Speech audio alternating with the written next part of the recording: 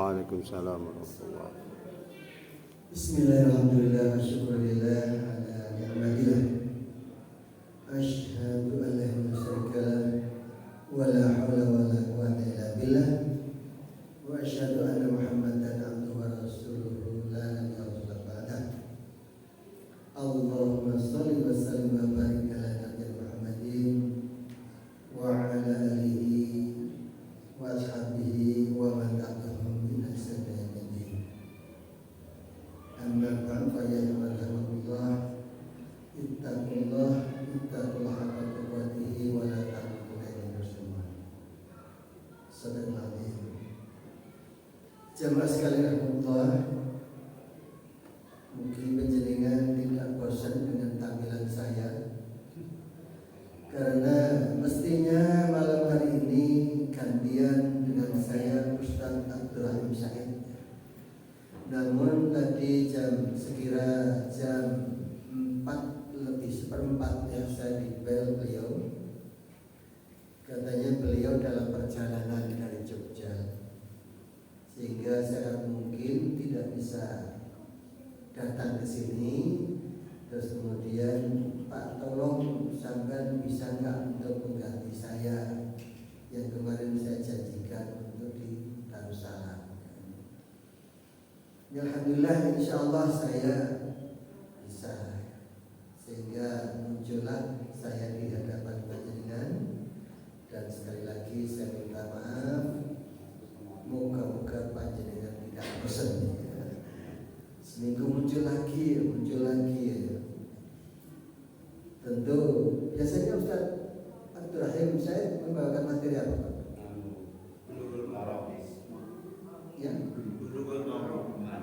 Oh, Makbul Marab, kita berubah. Nah, itu kitab yang membahas komplit ya. Dari itu juga sama, itu masalah tematik ya. Cuman dibagi dalam satu buku itu ya. Dan bisa urut. Nah, kalau saya ini sama-sama tematik ya, cuma tidak bersumber langsung dari buku yang satu ya. Walaupun ini urusan saya tulis juga dari mengambil dari buku tuntunan akhlak dari Yunan Ilyas Allah yarham ya, untuk disampaikan kepada panjenengan. Ibu bapak sekalian alhamdulillah, masih dalam judul ukur diri dalam takwa. Sebetulnya takwa itu saya pernah kami sampaikan kepada panjenengan semuanya. Salah satu bentuk akhlak kepada Allah dari 10 yang terbagi akhlak kepada Allah itu, satu di antara takwa. Takwa itu penempatannya pada akhlak pertama kepada Allah. Nah, qadarullah kula panjenengan barusan berpuasa sebulan penuh, puasa Ramadan.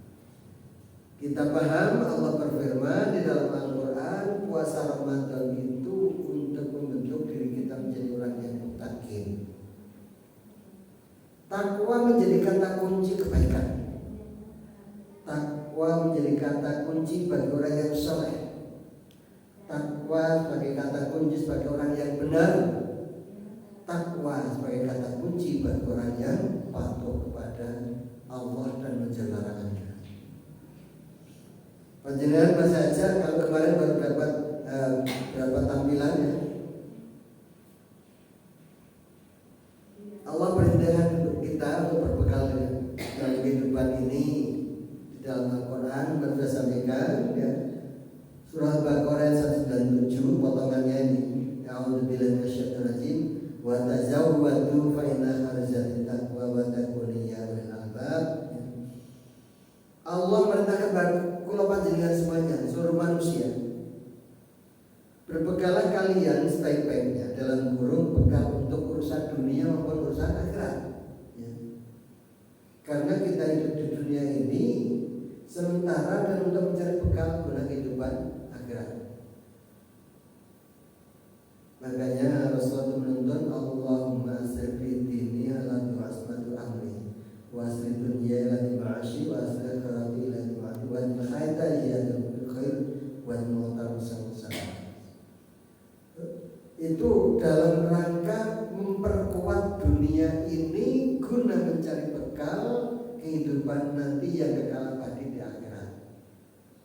Di dunia kita berkecukupan, di akhirat juga kita perhatikan betul-betul jangan sampai kita rugi. Karena wa akhiru khairul laka minal ula. Akhirat itu kondisinya lebih utama, lebih baik daripada kehidupan awal di dunia ini. Jadi jangan sampai Bapak Ibu sekalian kita mengalahkan urusan akhirat dibanding urusan dunia dalam apapun. Dalam arti kita tidak mengalahkan urusan akhirat itu kalau itu berkaitan dengan masalah dosa.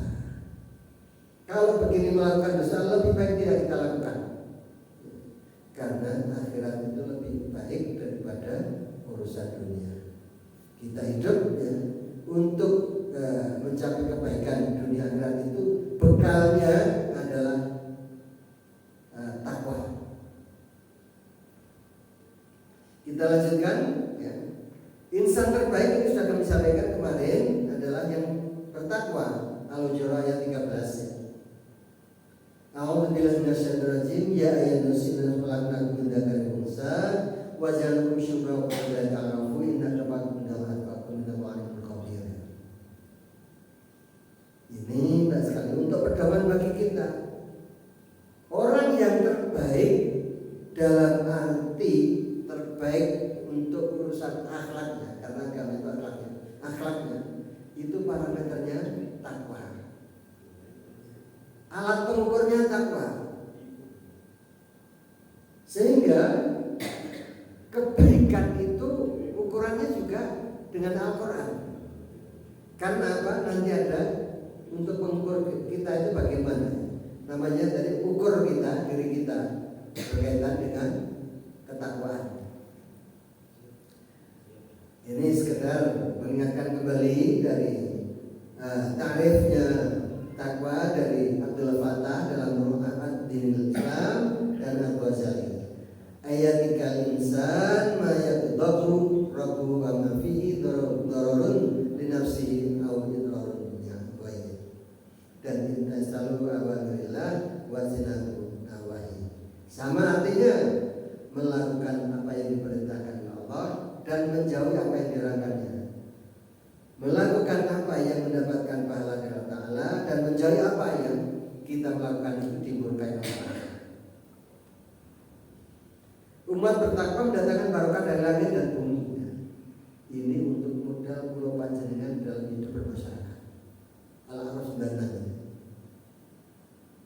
A'udzubillahi minasyaitonir rajim walau anna alal qura amanu wa taqaw la fatahna alaihim barakatin minas samai wal ard walakin kadzzabu fa akhadnahum bima kanu yaksibun. Jika sekiranya penduduk suatu negeri itu beriman dan bertakwa, pastilah kami Allah akan melimpahkan pada mereka barokah. Barokah itu adalah ziyadatul khair, ziyadatul manfaat dan sebagainya. Pertambahan kebaikan, pertambahan manfaat. Barokah. Ibarat kalau panjenengan punya uang ya sama-sama 10.000. Bagi kita yang tidak merokok 10.000 bisa untuk beli jok, mendapatkan sayur-sayuran untuk dimasak oleh ibu kita, istri kita menjadi sayur bening nyaman. Tapi bagi yang dirokok untuk beli eceran 10.000. Manfaat mana? Salah satu barokah, membawa kemanfaatan. Barokah penambahan manfaat sehingga kalau kita mengkonsumsi barang yang barokah itu membawa kebaikan. Tapi kalau tidak barokah justru membawa ketidakbaikan, menjadikan kita batuk, menjadikan kita flu, menjadikan dan sebagainya. Jadi barokah pertambahan kebaikan, pertambahan kenikmatan, pertambahan kebaikan yang lainnya. Di dalam Al-Quran surah Al-Hasan 18, orang bertakwa itu juga menyusun rencana.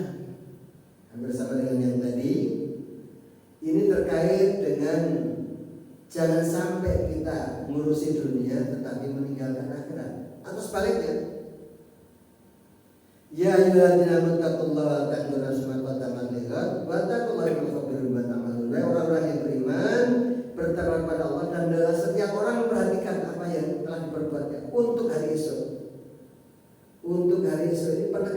akhirat.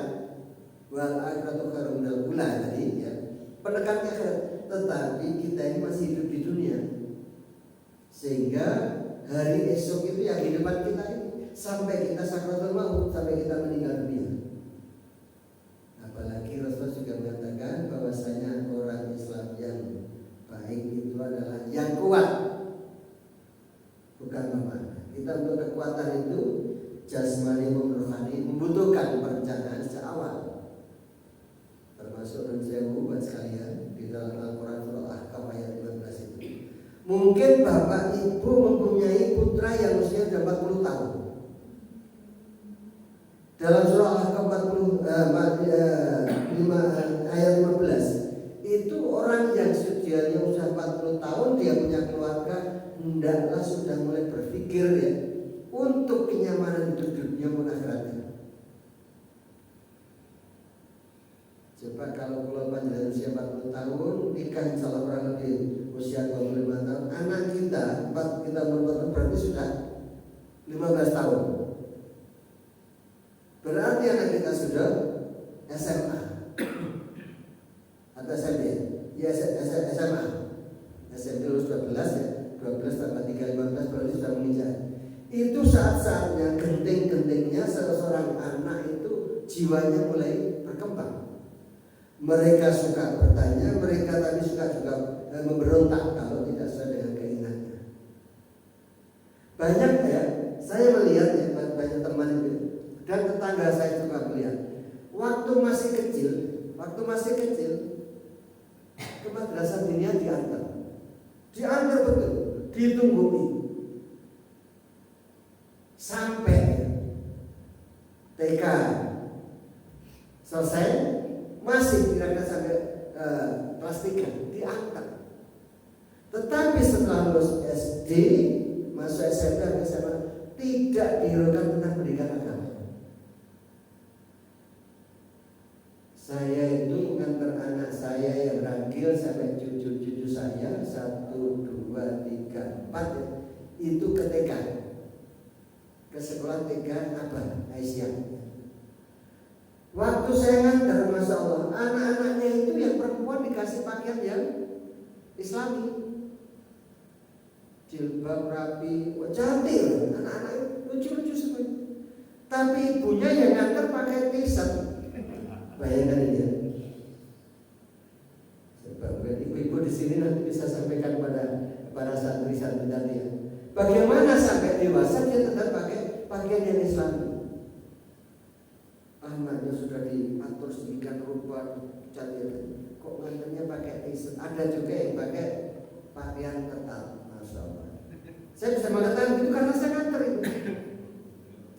Enggak melihat itu ketok ya, dilihat ya rapi ya. Kita sudah berusaha membangun pandangan, tapi di sana ada semua, masya Allah. Itu berarti kita rezeki.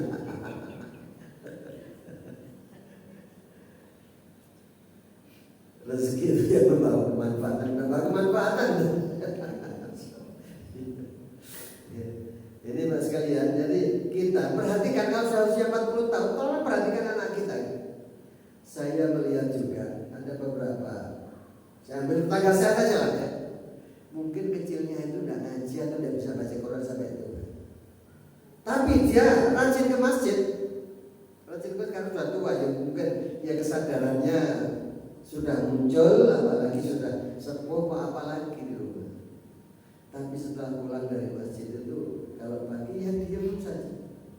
Makanya saya ajak baru sekalian yang sudah sepuh, akrab dengan Quran. Ada waktu longgar, baca Quran. Kalau nggak bisa Arabnya, terjemahnya nggak apa-apa. Bismillahirrahmanirrahim. Dengan menyebut nama Allah yang Maha Pengasih dan Penyayang. Misalkan semacam itu. Masya Allah. Ternyata saya mengucapkan Bismillah itu artinya itu. Nanti misalnya sholat, misalkan waktu kita rukuk, baca Subhana Rabbil Azim.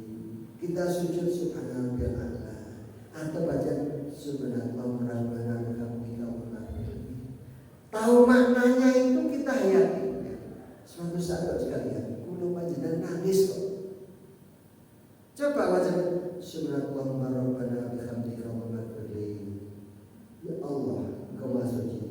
Rabbana wa Tuhan kami wa bihamdika, dengan menyebutkan ya Allah, Allah maafkan akulah segala kesalahanku. Panjenengan yang wih aku biyen zaman isih nom iku suka berkata kasar pada orang lain.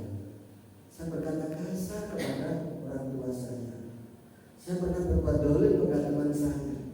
Coba ingat-ingat waktu bacaan itu. Atau waktu kita berdiri, pikiran kita, hati kita ternyata tidak menyatu dengan bacaan kita. Waktu kita rukuk, ingat. Subhanallah, ya Allah, saya waktu berdiri baca Fatihah, pikiran saya pergi kemana-mana. Waktu baca surat dan pikiran saya juga pergi kemana-mana. Ampun ya Allah, masuk sini. Ya. Subhanallah, alhamdulillah, Allah maghfirli, ya Allah ampuni. Coba waktu sujud berarti ingat deh bahwa saya mungkin tadi waktu saya berdiri itu juga bacaan saya benar, tetapi pikiran dan hati saya pergi.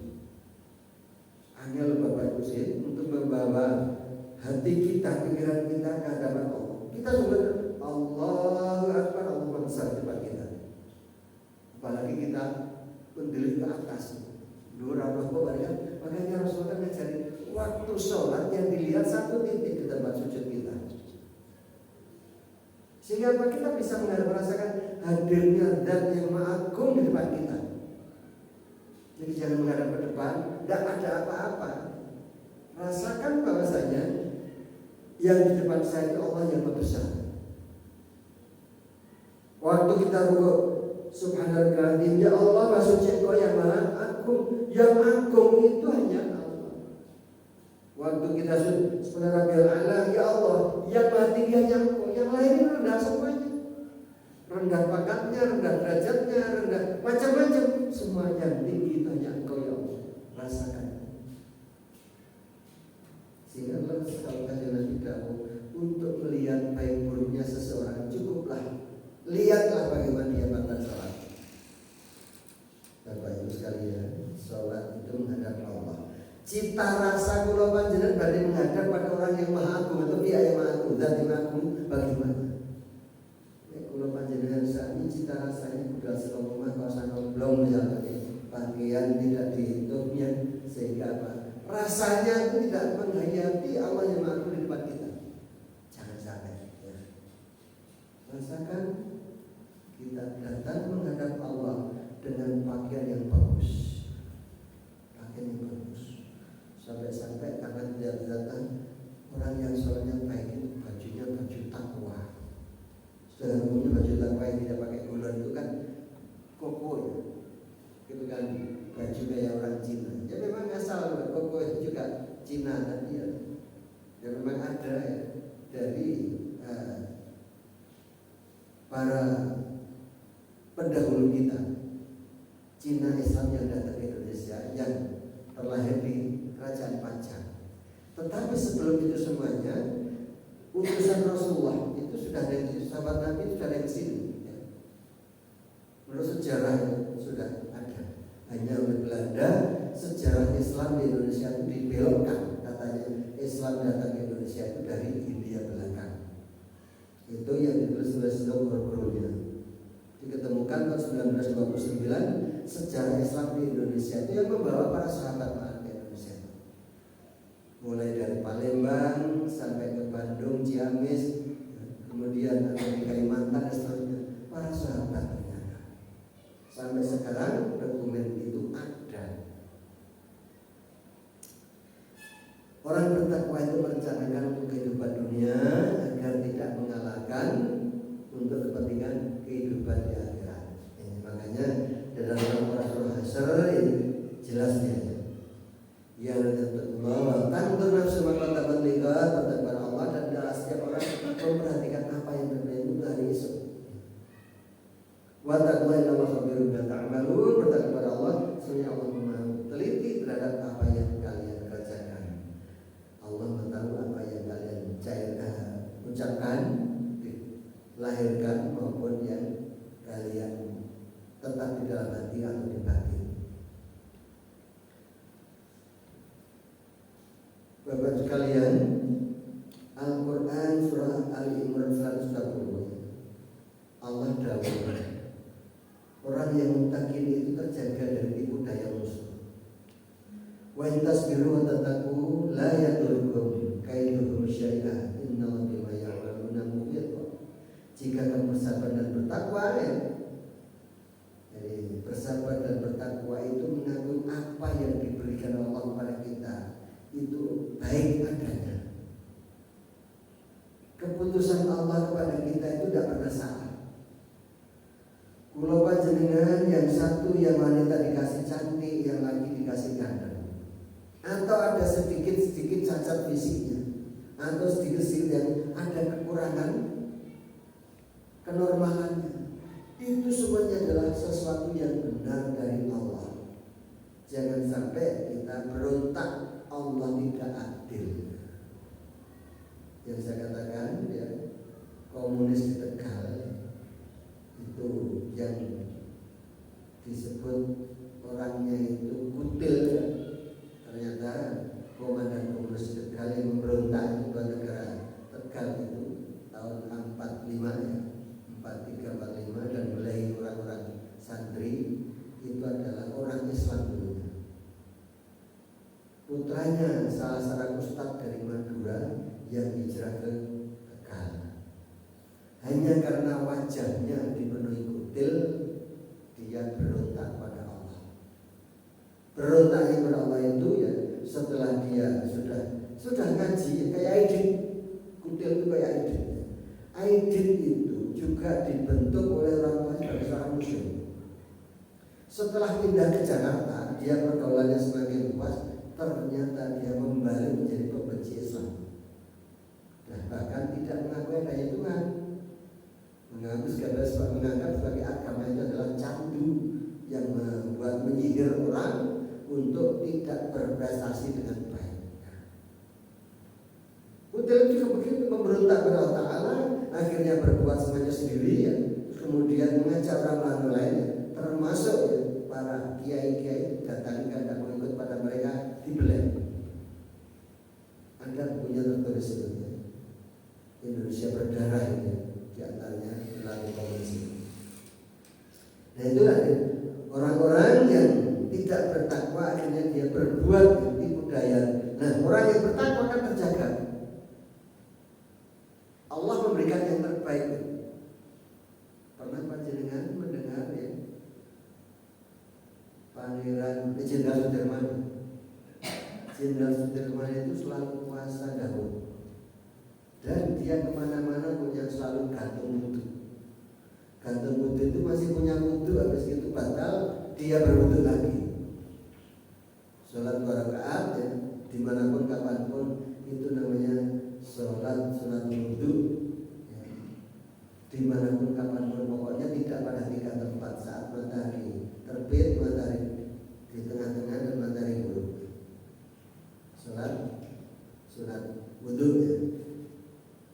Itu bisa dilakukan. Ternyata Jenderal Sudirman tidak pernah diketahui oleh Belanda.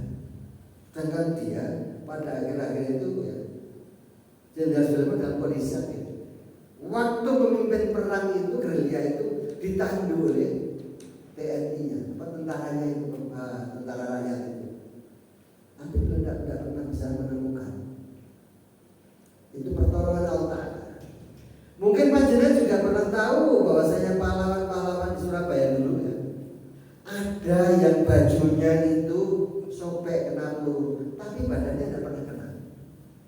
Pertolongan Allah. Itu muncul bahwasanya takdir itu di tangan Allah. Kalau dalam kebenaran, Bismillah lakukannya. Allah yang menata, Allah yang melindungi. Kemudian pengukur orang bertakwa itu bagaimana? Pertama, Bapak sekalian, Al-Quran ayat 1-5. Orang yang bertakwa itu A'udzu billahi minasyaitonir rajim. Alif lam mim. Dzalikal kitabu la raiba fihi hudal lil muttaqin. Ayat 1 dan 2 ini menunjukkan Kalau alif lam mim Allah yang Maha tahu tentang maksudnya. Dari kita berarti modal mutakin. Kitab ini maksud Al-Quran ini tidak ada kekurangan apa dan tidak ada keraguan apa sedikit pun. Kemudian sebagai petunjuk bagi orang-orang yang bertakwa. Artinya apa? Orang bertakwa itu menggunakan Al-Quran sebagai pedoman hidupnya.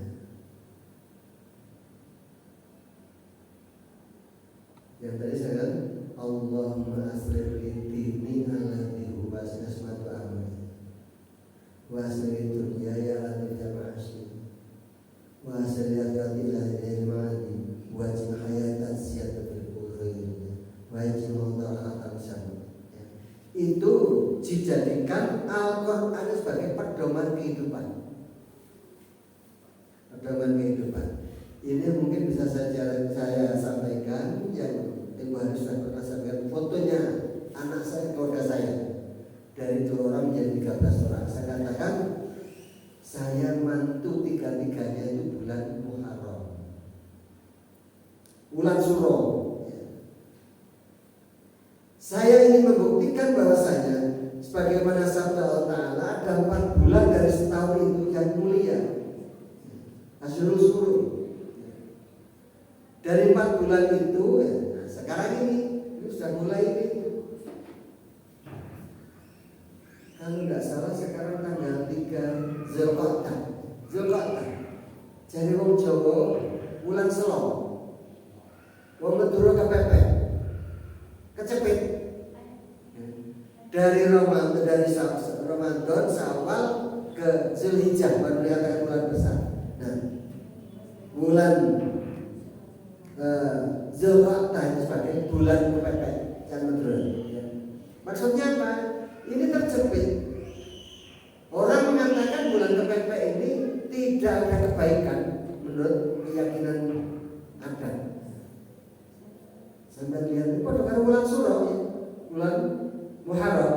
Tidak ada orang Jawa yang mau punya hajat di situ.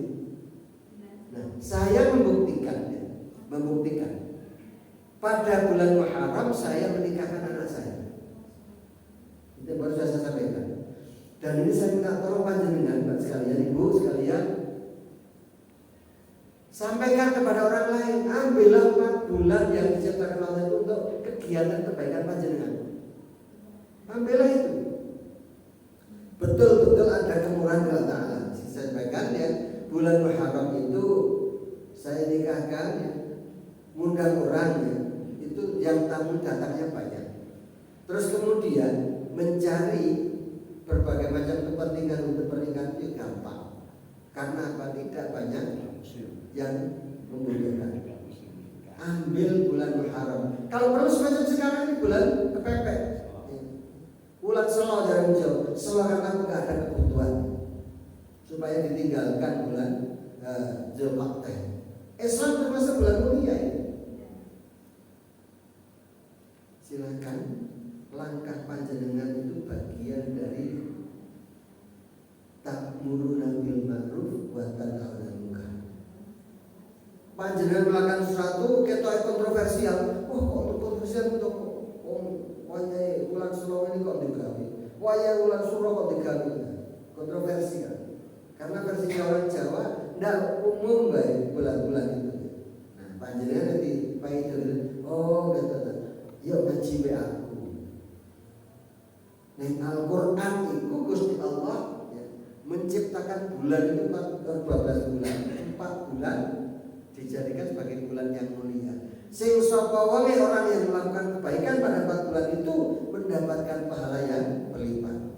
Sebaliknya yang melakukan dosa mendapatkan dosa yang berlipat. Lakukan. Ya. Ibu-ibu yakinlah Bu ya. Benjang nek panjenengan mantu silakan pilih 4 bulan itu. Saran saya jangan hanya bulan Zulhijjah karena sudah terlalu banyak.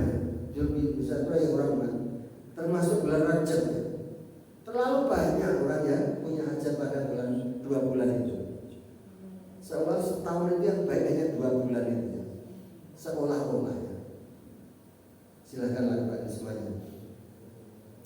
Orang bertakwa ukurannya menggunakan Al-Quran sebagai petunjuk kehidupannya. Bagaimana ciri khas orang Islam yang bertakwa itu? Ayat 3 sampai ayat 5. Alladzina yu'minuna bil ghaibi wa yuqimuna sholata wa mimma razaqnahum yunfiqun. Yaitu mereka yang beriman kepada yang gaib. Allah itu tidak nampak, ya. Malaikat tidak nampak, surga dan neraka tidak nampak, hari kiamat juga tidak nampak kita. Itu masih gaib bagi kita. Bukannya tidak ada manusia tidak mampu untuk melihatnya. Makanya dikatakan gaib. Nah itu mengimani semuanya itu. Wa yuqimuna sholata wa mimma razaqnahum yunfiqun. Mereka itu menegakkan salat dan mereka menafkahkan sebagian rezekinya di jalan Allah. Wa mimma razaqnahum yunfiqun. Dari yang rezeki dari Allah. Untuk apa yunfiqun? Diinfakkan jalan benaran. Infak yang terbaik itu kepada keluarga sendiri. Jangan sampai kita kepada keluarga sendiri malah medit, ya, tapi kepada orang lain malah murah. Jangan. Yang terbaik pada keluarga sendiri termasuk nanti kepada keluarga yang senasab. Yang Rasul mengatakan kalau kita memberikan nafkah kepada keluarga yang senasab itu selain dapat pahala infak sedekah juga mendapatkan pahala silaturahim. Walladzina yu'minuna bima unzila ilaika wa ma unzila min qablika bil akhirati hum yuqinun. Orang yang bertakwa itu juga mengimani kitab-kitab yang dahulu telah diturunkan kepada Nabi sebelum Nabi Muhammad. Wa bil akhirati hum yuqinun, dan mereka itu yakin akan datangnya hari kiamat. Itu apa yang dikatakan ulama kita, ulama Indonesia, satu menanti pengadilan akhirat. Karena apa? Mencari keadilan di dunia ini sulit. Yang benar bisa direkayasa menjadi salah, yang salah bisa direkayasa menjadi benar. Makanya daerah orang mengatakan satu menanti keadilan di akhirat. Belum sampai ke sumpah itu yang banyak disampaikan, ternyata yang kena sumpah, kena balanya itu ada yang mati dengan tiba-tiba. Hati-hati ya, kita jangan bermain-main dengan orang yang soleh, jangan bermain-main dengan orang yang patut beragama.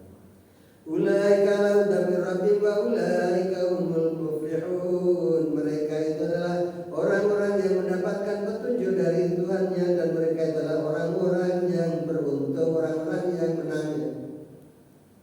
Jadi ayat 1 sampai 5 ini menggambarkan orang bertakwa itu menggunakan Allah sebagai petunjuknya, dan orang bertakwa itu yang memakai Allah sebagai petunjuk itu adalah orang-orang yang menang, orang-orang yang beruntung. Atau ini juga lebih khusus lagi, a'udzu billahi minasyaitonir rajim. Laisal birru an tuwallu wujuhakum qibala masyriq wal maghrib, walakinnal birra man amana billahi wal yawmil akhir wal malaikati wa kutubi wa nabiyyin wa atal mala ala hubbi dzil qurba wal yatama wal masakin wa ibnas sabil wasailina fil riqab wa aqamus salata wa ataz zakata wal mufuna bi ahdihim idza ahadu was-sabirina bil ba'sa'i wad dharra'i wa hinal ba's ulaika alladziina sadaqu wa ulaika humul muttaqun. Ayat pada awal ini ya adalah orang Nasrani dan Yahudi tak beribadah menghadap ke timur dan menghadap ke barat. Oleh Allah dibantah. Yang namanya ibadah kebaikan itu bukan menghadap ke timur dan ke barat, tapi ya, beriman pada Allah dan hari akhir dan seterusnya. Beriman pada Allah kayak rukun iman ya. Kemudian wa atal mala ala hubbihi dzil qurba wal yatama wal masakin. Mereka itu memberikan harta padanya yang dicintai angel Bapak sekalian. Ya, angel ini memberikan harta benda yang dicintai ya.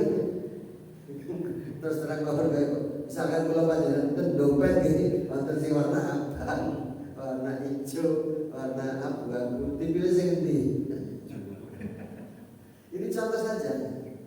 Tapi tidak cukup itu, yang lain juga ada. Saya ingat Ahmad Dahlan, Kiai Ahmad Dahlan ya, Allah yarham itu, sewaktu dicek ke rumahnya oleh kepala stasiun Pojok dulu, karena Kiai Ahmad Dahlan itu dalam sejarahnya suka berdagang ya, Jawa Timur, dan sampai Probolinggo sampai Jember ya. Waktu berdagang itu sambil dakwah di barang Bali, Bali soalnya dalam mengajar pertanian, mengajar macam-macam sambil berdakwah. Yang betul juga begitu. Karena sering ingat di stasiun Sumber Bojong dan sering berwawancara dengan kepala stasiun itu tahu benarkah apa yang diucapkan Kiai Ahmad Dahlan tentang gerakan takwa ini. Suatu saat di sana kepala stasiun itu, ini tertulis dalam buku ini, kepala stasiun itu pengen mencoba Kiai Ahmad Dahlan, minta kenang-kenangan Pak, pakaian panjenengan, dibuka ke lemari, silahkan pilih yang sampai ambil. Nah itu baru percaya. Silahkan dipilih, jadi lemari itu dibuka semuanya, silahkan pilih mana yang kalian inginkan. Itu membuktikan memberikannya apa yang disenangi. Abot di perusahaan, kalau panjenengan mesti abot. Ini contohnya dompet isi nasi apa buah kemudian ini rotok pucet tapi dipilih orang kira sing apa. Saya pernah diberitahu oleh Ustaz Sa'ad Ibrahim, karena suatu saat khutbah ke suatu masjid di pedesaan. Nah, waktu khutbah di masjid itu diminta oleh takmir materinya tentang sedekah dan infak. Terus kemudian yang menyatakan ya, dalilnya kan banyak sedekah infak itu ya. Betapa besarnya tentang sedekah infak, seterusnya orang mati nanti yang minta kembali untuk bisa bersedekah, untuk bisa infak sebagainya. Keluar dari masjid ada orang langsung nodong. Ceritanya gitu, bahwasanya dia terpepet oleh keadaan karena keluarganya sedang membutuhkan biaya. Ditodong itu orang itu jamaah ya, tidak tahu ya. Karena beliau yakin bahwasanya apa yang disedekahkan lillahi ta'ala akan diberikan kelipatan. Lipat di dalam Al-Quran surah Al-Baqarah 261 itu ada. Masalul ladzina yunfiquna amwalahum fisabilillah kamasali habatin ambatat sab'a sanabila fi kulli sunbulatin mi'atu habah wallahu yudha'ifu liman yasha'u wallahu wasi'un 'alim. Orang yang berinfak di jalan Allah itu diibaratkan orang yang menanam padi.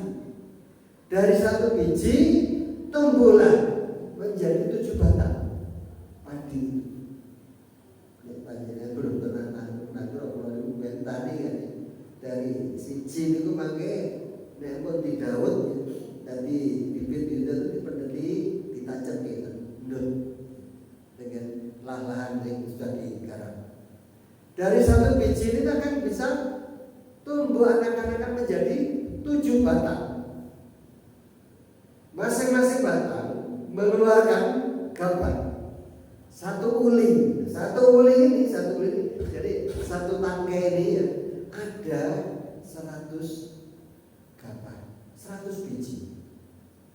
Dari 100 ini, Masya Allah, kalau melihat ini Allah itu hebat sekali membuat perumpamaan ini faktual, sesuai dengan fakta yang ada dipahami oleh masyarakat. Jadi dari satu batang tadi ada satu uli, dari satu uli isinya 100 gabah. Dari 1 gabah kali 7 berarti ada 700. Nah, ibarat itu ya. Allah mengatakan orang yang berinfak itu dilipat gandakan 700. Minimal ya. Kalau dalam surah Al-An'am itu minimal 10 kali lipat. Man jaa bil hasanati falahu asyru amsalha.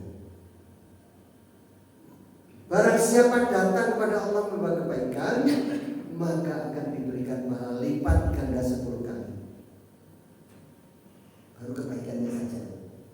Makanya Rasulullah itu pernah ditanya, ada sahabat itu yang ngirim makanan pada Rasulullah. Kok dan Rasulullah memberikan satu ya, kepada peminta-minta, ada yang ngirim. Di tokonya 9. Ditanyakan kepada mana yang 1? Yang antar itu baru mengaku, ya Rasulullah, saya yang mengambil. Rasul tahu dari 1 itu akan minimal mendapatkan 10.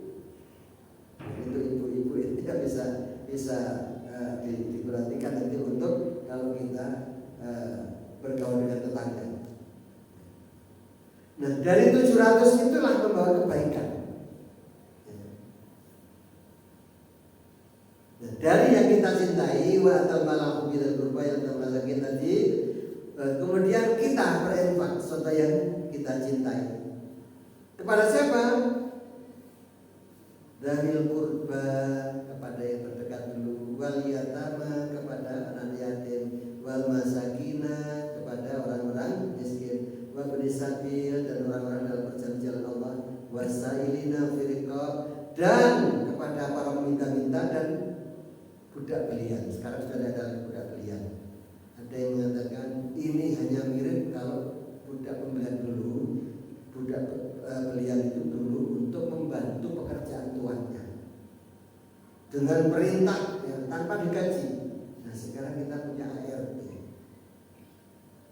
Sekarang pembantu itu katanya enggak terlalu kasar pembantu.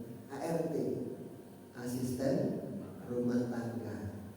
Kita jangan sekali-kali menyia-nyiakan ART kita. Berilah yang baik.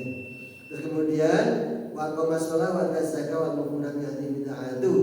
Mereka itu orang bertakwa itu senantiasa menegakkan salatnya, wa zakah, dan mereka tidak lupa membayar zakat. Wa mu'minun ya'ti bid'atu, dan mereka itu memenuhi janji kalau berjanji. Hati-hati tanpa pemilu itu. Akhirnya orang nanti berjanji-janji. Kalau mereka itu berjanji dan tidak ada hasilnya, berarti mereka bukan mutar. Wasabirina fil ba'sa wal bas, dan mereka itu adalah sabar dalam kesempitan, dalam penderitaan dan dalam peperangan.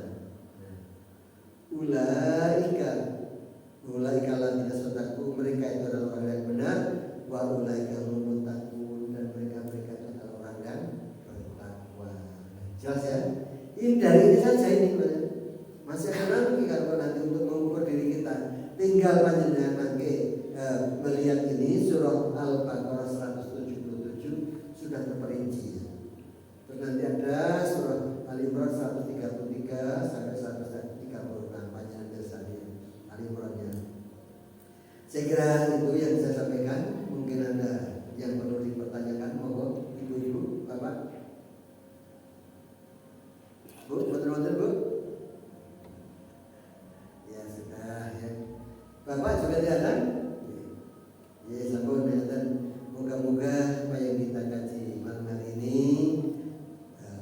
membawa kebaikan bagi kita untuk meningkatkan ketakwaan kita, sehingga kelak kemudian hari kita akan menjadi orang yang dipanggil Allah dalam keadaan husnul khatimah. Amin. Marilah kita akhiri bersama dengan kafatul majlis. Wassalamualaikum warahmatullahi wabarakatuh.